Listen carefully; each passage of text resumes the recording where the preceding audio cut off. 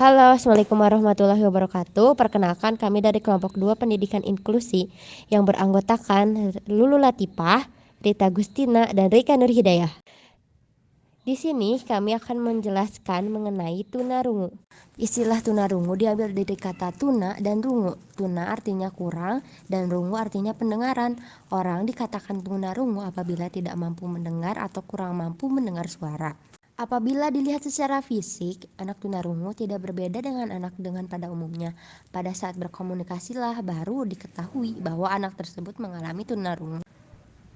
Jadi, anak tunarungu merupakan anak yang mempunyai gangguan pada pendengarannya, sehingga tidak dapat mendengar bunyi dengan sempurna, atau bahkan tidak dapat mendengar sama sekali. Tetapi dipercayai bahwa tidak ada satupun manusia yang tidak bisa mendengar sama sekali.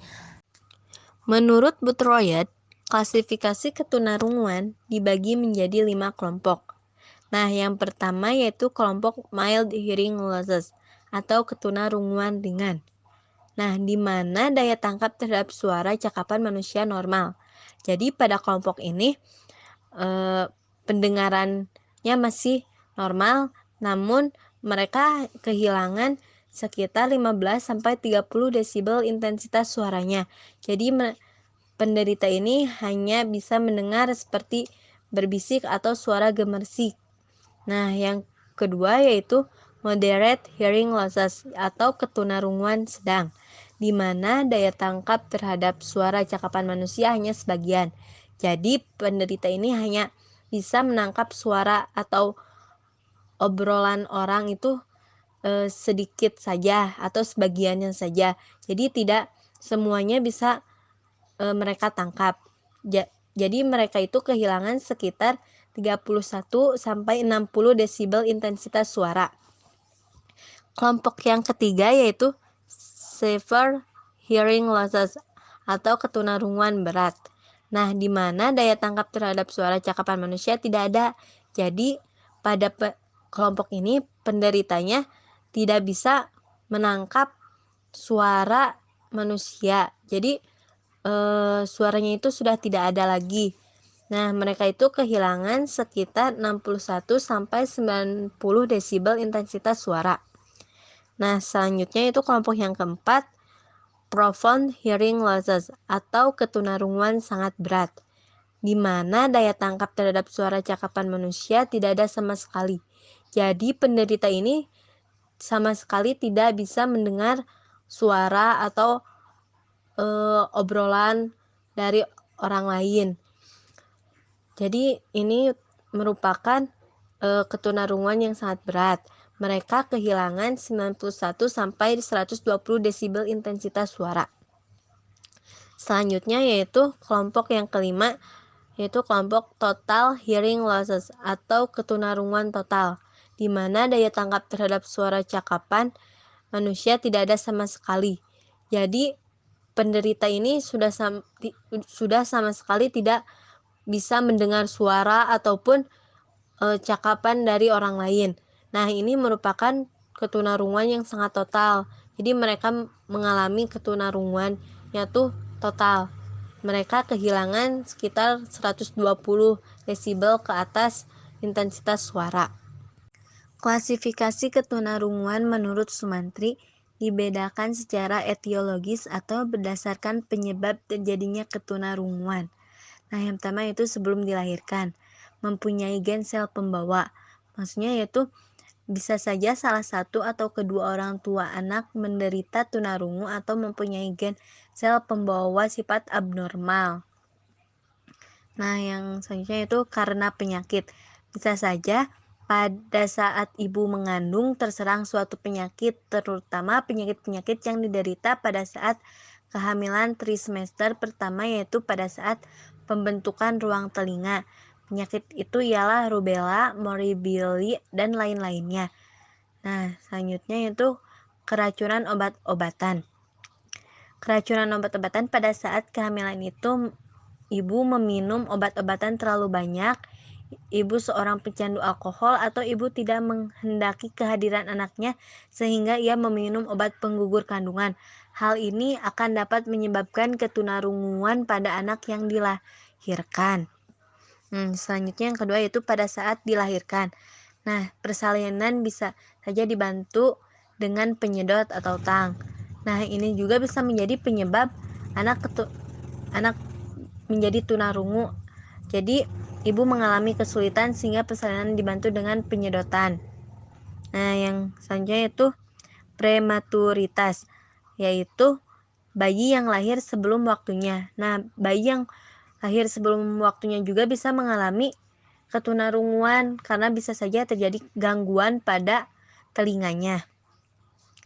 Selanjutnya, setelah dilahirkan. Nah, infeksi.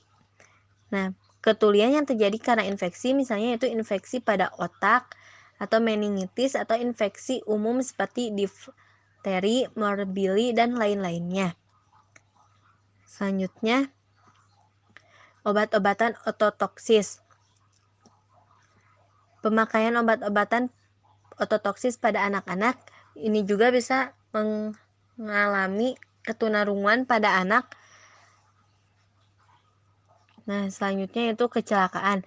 Bisa saja kecelakaan mengakibatkan kerusakan alat pendengaran bagian dalam, misalnya pada saat anak itu jatuh atau anak itu kecelakaan tertusuk seperti itu. Selanjutnya ada karakteristik anak tunarungu. Yang pertama yaitu dari segi intelijensi. Intelijensi anak tunarungu tidak berbeda dengan anak normal, yaitu tinggi, rata-rata, dan rendah. Pada umumnya, anak tunarungu memiliki intelijensi normal dan rata-rata. Prestasi anak tunarungu seringkali lebih rendah daripada prestasi anak normal karena dipengaruhi oleh kemampuan anak tunarungu dalam mengerti pelajaran yang diverbalkan. Namun, anak tunarungu dalam pelajaran yang tidak diverbalkan memiliki perkembangan yang sama cepatnya dengan anak normal. Prestasi anak tunarungu yang rendah bukan disebabkan karena intelijensinya rendah, namun karena anak tunarungu tidak dapat memaksimalkan intelijensi yang dimiliki. Aspek intelijensi yang bersumber pada verbal seringkali rendah, namun aspek intelijensi yang bersumber pada penglihatan dan motorik akan berkembang dengan cepat. Yang selanjutnya yaitu dari segi bahasa dan bicara. Nah, kemampuan anak tunarungu dalam berbahasa dan berbicara berbeda dengan anak normal pada umumnya, karena kemampuan tersebut sangat erat kaitannya dengan kemampuan mendengar.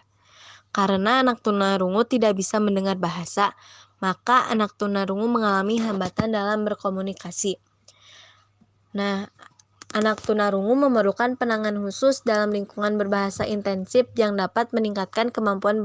Selanjutnya yaitu dari segi emosi dan sosial.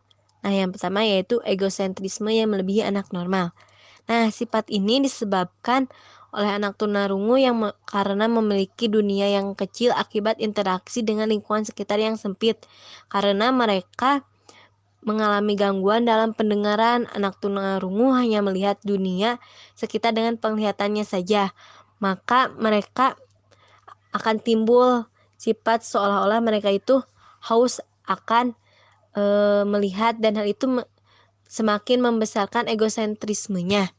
Nah, selanjutnya yaitu mempunyai perasaan takut akan lingkungan yang lebih luas. Nah, perasaan takut ini yang menghinggapi anak tunarungu seringkali disebabkan oleh kurangnya penguasaan terhadap lingkungan yang berhubungan dengan kemampuan berbahasanya yang rendah. Keadaan menjadi tidak jelas karena anak tunarungu tidak mampu menyatukan dan menguasai situasi yang baik. Nah, selanjutnya yaitu ketergantungan terhadap orang lain. Jadi, anak tunarungu mempunyai sikap ketergantungan terhadap orang lain yang sudah dikenalnya dengan baik, merupakan gambaran bahwa mereka itu sudah putus asa dan selalu mencari bantuan serta bersandar pada orang lain.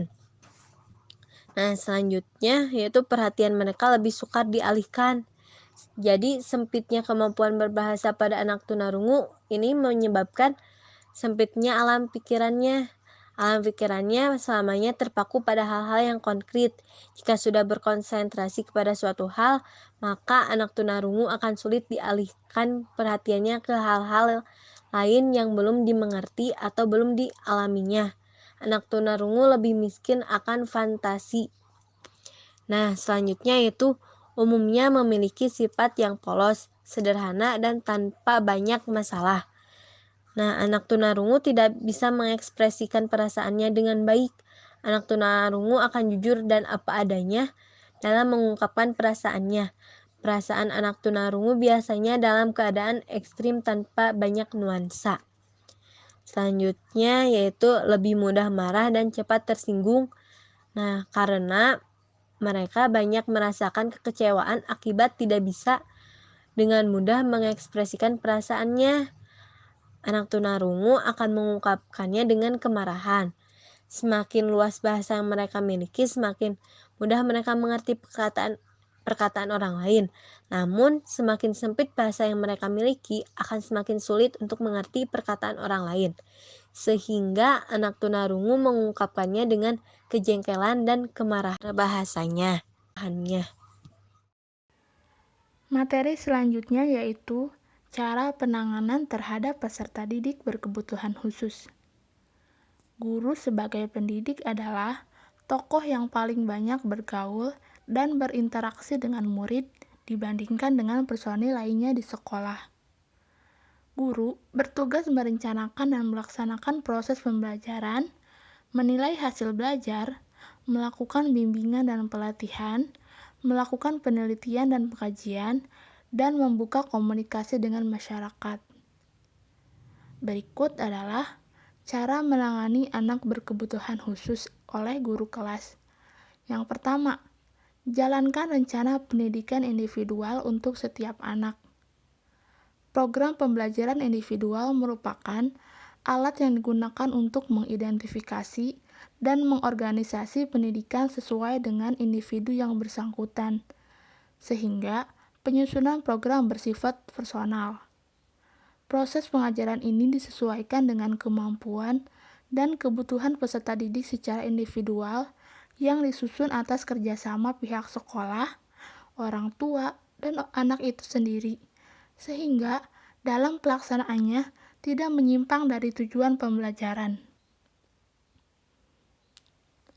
Kedua, dorong sekolah Anda untuk memberikan tambahan dukungan dan training cara pengajaran anak berkebutuhan khusus, agar kita sebagai pendidik dapat senantiasa memperbarui pengetahuan dan kemampuan sehingga dapat lebih memaksimalkan peran kita dalam pembelajaran di kelas. Yang ketiga, pelajari dan pahami tipe-tipe anak berkebutuhan khusus di kelas. Jika guru sudah memahami berbagai tipe anak berkebutuhan khusus, maka guru diharapkan mampu merancang pelayanan yang tepat bagi mereka.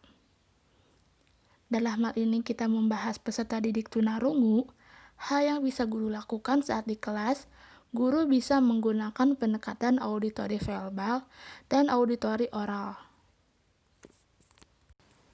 Cara yang keempat, bantu anak reguler untuk memahami dan menerima anak berkebutuhan khusus. Sejak awal, guru menjelaskan, memberikan pengertian terhadap anak normal lainnya, bahwa ada anak yang berbeda dari kita. Guru dari awal dan berlanjut setiap hari memberikan pemahaman kepada anak reguler agar menghargai perbedaan salah satu teman kelasnya dengan mengajarkan sopan santun, kasih sayang, dan saling tolong-menolong terhadap sesama. Intinya adalah anak normal pun diberikan sebuah pengertian tentang kelainan temannya itu, agar mereka mau menerima temannya tersebut. Guru di dalam kelas tidak membeda-bedakan anak didiknya, melainkan memberikan kasih sayang dan perhatian yang sama terhadap semua peserta didik. Yang kelima, selalu cari informasi terbaru tentang teknologi yang tersedia untuk mendidik anak berkebutuhan khusus, agar dapat membantu pemahaman anak tersebut dalam pembelajaran di kelas. Yang keenam, berhati-hatilah dalam memberikan label pada anak berkebutuhan khusus. Di samping dampak positif, tentu akan ada dampak negatif dari melabeli anak dengan julukan berkebutuhan khusus.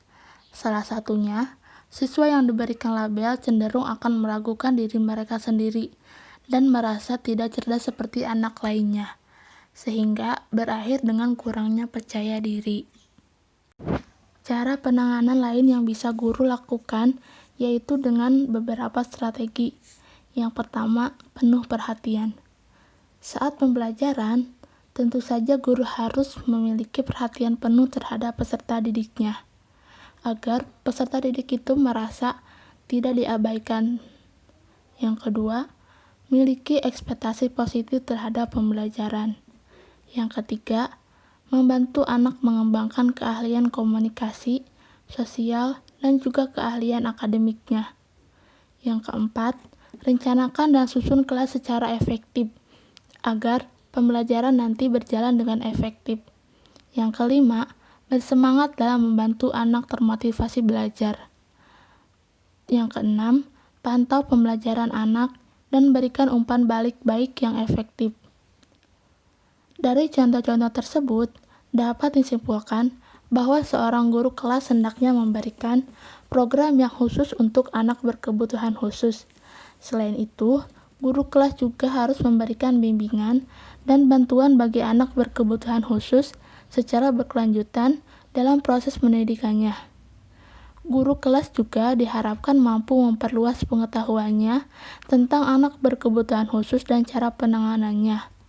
Hal tersebut penting agar guru kelas memiliki kemampuan dalam menangani anak berkebutuhan khusus di dalam kelas.